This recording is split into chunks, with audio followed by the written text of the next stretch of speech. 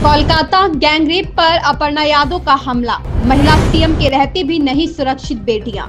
नमस्कार, आप देख रहे हैं आई वॉच इंडिया और मैं हूं आपके साथ ज्योतिका। आइए रुक करते हैं खबर की ओर। उत्तर प्रदेश महिला आयोग की उपाध्यक्ष अपर्णा यादव ने कोलकाता में कथित गैंगरेप मामले पर कहा, ये बहुत निंदनीय है। मुझे बहुत आश्चर्य है कि वहां एक महिला मुख्यमंत्री है और फिर भी ऐसा हो रहा है। 10 महीने पहले भी वहां ऐसी घटना हुई थी। मेरी मांग यही होगी कि उस बेटी को न्याय मिले, आरोपियों को सख्त से सख्त सजा मिले, इस पर जाँच होनी चाहिए और न्याय मिलना चाहिए। टीएमसी सांसद कल्याण बनर्जी के बयान पर उन्होंने कहा, हम इस बात से इनकार नहीं कर सकते कि वहां मौजूद गार्ड ने मदद नहीं की। यह जांच का विषय है, लेकिन हमें उस बेटी को न्याय दिलाना है। अगर महिला मुख्यमंत्री को मौजूदगी में ऐसी घटनाएं हो रही है तो लोगों को सरकार बदलनी चाहिए। कैसे देखती है? बहुत ही अशोभनीय है, बहुत ही निंदनीय है। रेप की घटना कहीं भी हो, सबसे ज्यादा जघन्य अपराध, इससे बड़ा अपराध कोई हो नहीं सकता। महिला अस्मिता के प्रति ये सबसे बड़ा मुझे लगता है अपराध है। और मैं बड़ी ताज्जुब में हूं कि वहां पर एक लेडी चीफ मिनिस्टर है, ममता बनर्जी, जिनसे अपेक्षा नहीं करी जाती है। 10 मंथ्स पहले भी उनके स्टेट में इस तरीके की घटना हुई और आज बड़ी दुखद बात है कि हमारे बीच में फिर इस तरीके की घटनाक्रम आ रही है। मेरा सबसे पहले तो यही बात रहेगी कि उस बच्ची को न्याय मिले। और वो एक लॉ स्टूडेंट है, उसने एक बहुत ही अपना मुझे लगता है कि करेज मस्टर करी है कि वो इकट्ठा उन लोगों के खिलाफ बयान दे, कड़ी से कड़ी सजा दे। परंतु एक बात, घटनाक्रम जब हम उनका बयान पढ़ रहे थे, जो हमें मीडिया के माध्यम से ही पता चला कि तृणमूल कांग्रेस की मीटिंग थी उस घटनाक्रम से पहले उसी लॉ कैंपस में, और उसके बाद ही ये घटना हुई। गार्ड रूम में उसके साथ इस तरीके का जघन्य अपराध हुआ। ये बड़ा ही जो है विषय जांच का है और इस पे जो है सरकार जैसे जांच कराए, परंतु उस बच्ची को न्याय मिलना चाहिए।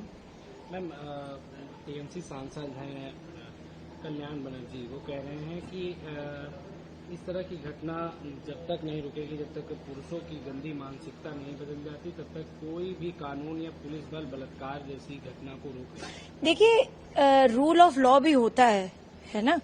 और मैं समझती हूँ कि ठीक है, सामाजिक एक तो है ही ये बात और निंदनीय भी है। हमें हर चीज पे काम करना पड़ेगा, परंतु हम इसको डिनाई नहीं कर सकते ना।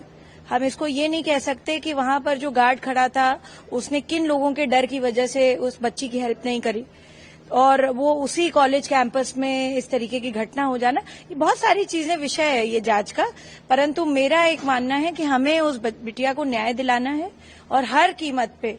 जब वहां की महिला चीफ मिनिस्टर होने के बावजूद इस प्रकार की घटनाक्रम हो रही है, तो ये एक विषय बंगाल के लोगों के लिए भी है कि अपने जो लीडरशिप है उसको चेंज करने का उनको मौका आ गया है।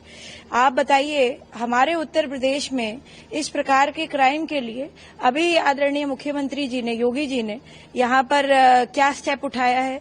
कई लोगों का एनकाउंटर हुआ है, ऐसे उस पे कई लोगों को फांसी की सजा दी गई है।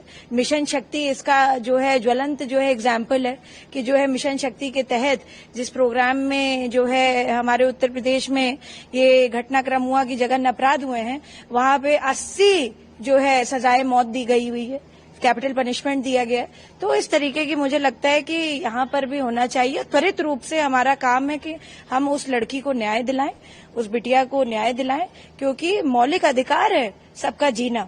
और हम वुमेन एमेंसिपेशन, वुमेन एम्पावरमेंट की बात करते हैं, हम सिर्फ बात नहीं कर रहे हैं, हम उसको करके दिखाएंगे। और यही मैं समझती हूँ बंगाल सरकार को भी करना चाहिए, जो कि वो फेल हो रही है कहीं भी करने में। और उस लड़की को पूरी तरह से न्याय दिलाना हमारा कार्य है और हम लोग उसे न्याय दिला के रहेंगे। इस खबर में बस इतना ही। बने रहिए आई वॉच इंडिया के साथ।